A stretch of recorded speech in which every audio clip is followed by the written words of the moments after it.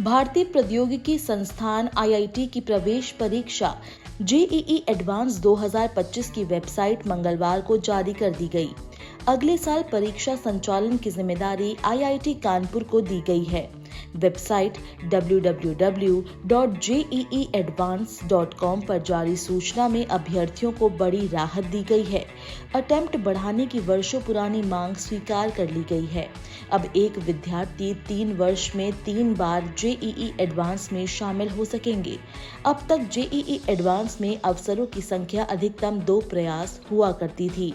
अब हर वर्ष 2 लाख से अधिक विद्यार्थियों को IIT में प्रवेश के लिए एक और प्रयास करने का अवसर मिलेगा।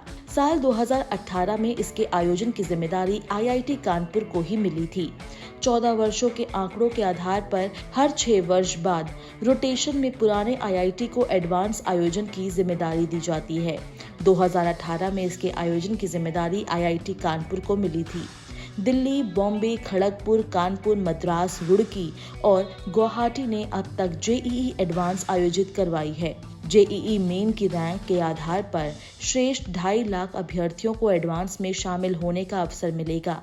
इसमें 10% EWS, 27% OBC, NCL, 15% SC, 7.5% ST और 40.5% ओपन कैटेगरी की सीटें होंगी। 2025 के JEE एडवांस में वर्ष 2023, 2024 और 2025 में कक्षा 12वीं की परीक्षा देने वाले विद्यार्थी शामिल हो सकेंगे।